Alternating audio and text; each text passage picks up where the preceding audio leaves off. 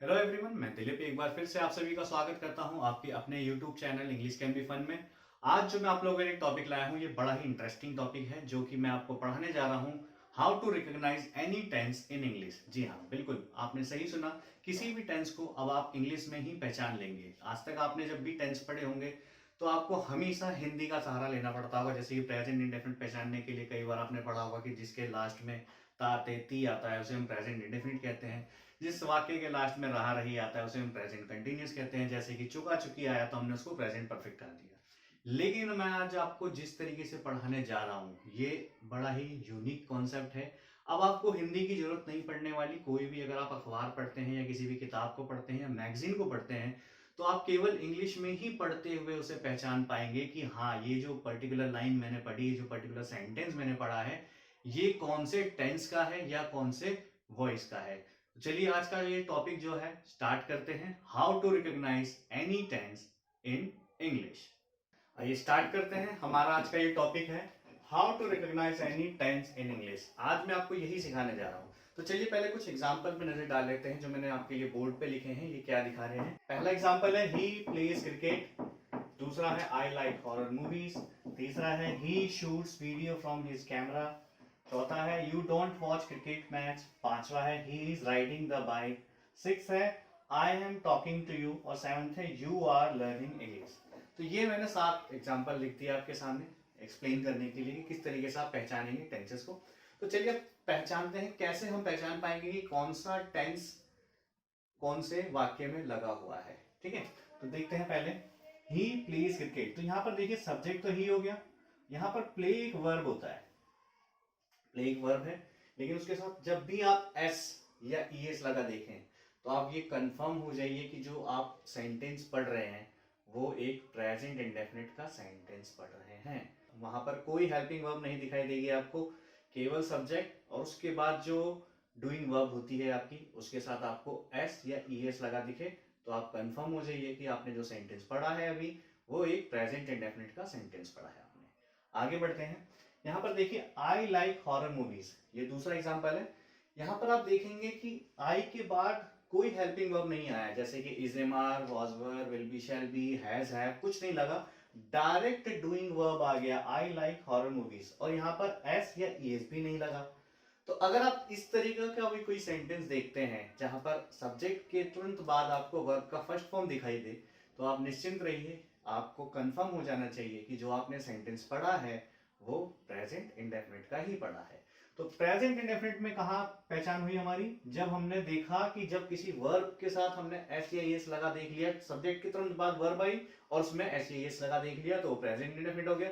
Same वही अगला case है हमारा, सब्जेक्ट के तुरंत बाद हमने वर्ब का फर्स्ट फॉर्म देख लिया। जब फर्स्ट फॉर्म है तो इसमें कुछ एस या एस नहीं लगा हुआ है, क्योंकि यहाँ पर हम देख रहे हैं कि जो लाइक है वर्ब का फर्स्ट फॉर्म है और इससे पहले कोई हेल्पिंग वर्ब नहीं आ रहा है। तो इससे ये कंफर्म हो जा रहा है कि जो आपने अभी देखा है वाक्य, ये एक प्रेजेंट इंडेफिनिट का वाक्य है। ठीक है, बढ़ते हैं आगे। ही shoots video from his camera, ये मैंने आप लोगों के लिए रेफरेंस के लिए दिया है क्योंकि मैं यहाँ पे एक्सप्लेन कर चुका हूँ, तो फिर भी मैं ये ले रहा हूँ। तो अब आपको आइडिया हो गया होगा कि जो तीसरा एग्जांपल है वो हमारे कौन से टेंस का है। He shoots video from his camera, क्योंकि यहाँ पर वर्ब का फर्स्ट फॉर्म है शूट, यहाँ पे एस लगा हुआ है तो आपको कंफर्म हो गया होगा ये एक प्रेजेंट इंडेफिनिट का टेंस है। Present indefinite. ठीक है, इसी तरह you don't watch cricket match, जब भी आप किसी सब्जेक्ट के बाद डोंट या डजेंट और उसके बाद कभी भी आप डोंट या डजेंट देखें किसी सब्जेक्ट के बाद और उसके तुरंत बाद अगर आपको वर्ब का ये फर्स्ट फॉर्म दिखाई दे जाता है तो आप ये समझिए कि जो आप सेंटेंस पढ़ रहे हैं वो एक प्रेजेंट इंडेफिनिट का सेंटेंस है। ठीक है, आई होप कि मैं क्लियर कर पाया हूँ। आगे बढ़ता हूं। ही is riding the bike, is riding the bike, वो बाइक चला रहा है। तो अब हमें पता कैसे चलेगा ये जो हम सेंटेंस पढ़ रहे हैं ये कौन से टेंस का है? इसे पता करने के लिए हम इसमें भी एक पहचान होती है हमारी। जब भी हम इज, एम, आर, इन तीनों ही हेल्पिंग वर्ब के बाद, एक्सिलरी वर्ब के बाद जब भी हम वर्ब का फोर्थ फॉर्म यानी कि आईएनजी फॉर्म में कुछ लिखा हुआ देख लें तो आप डायरेक्ट पहचान जाइएगा कि आप जो सेंटेंस पढ़ रहे हैं ये प्रेजेंट कंटिन्यूस का सेंटेंस पढ़ रहे हैं आप। जैसे कि ही इज राइडिंग द बाइक, वो बाइक चला रहा है, जो मैं बोल रहा हूं वही काम वहां पे हो रहा है, इसीलिए ये कंटिन्यू टेंस है। I am talking to you, मैं बोल रहा हूँ और आपसे ही बात कर रहा हूँ, तो I am talking to you हो गया। यू आर लर्निंग इंग्लिश, आप इंग्लिश सीख रहे हो, मैं पढ़ा रहा हूँ और आप सीख रहे हैं, तो ये यहाँ पर देखिए कंटिन्यू सेंटेंस हो गया। ठीक है, बढ़ते हैं आगे और देखते हैं और भी सेंटेंसेस को हम किस तरीके से पहचान सकते हैं। आइए अब कुछ और एग्जाम्पल देख लेते हैं। आई have purchased a new phone, हमारा पहला एग्जाम्पल। और ये दूसरा example, she has return the sentence, ये दूसरा एग्जाम्पल हो गया। आगे देखते हैं, सेम यही एग्जाम्पल मैंने यहाँ उतार दिया है, लेकिन यहाँ से हैव मिसिंग है। आई have purchased a new phone yesterday, तो दोनों में अंतर क्या है मैं अभी क्लियर कर देता हूँ। यहाँ पर आप देख रहे हैं आई के साथ हैव लगा है, फिर परचेज V3 लगा हुआ है। यहाँ पर आई के साथ जो परचेज लिखा है मैंने, वो वर्ब का सेकंड फॉर्म है।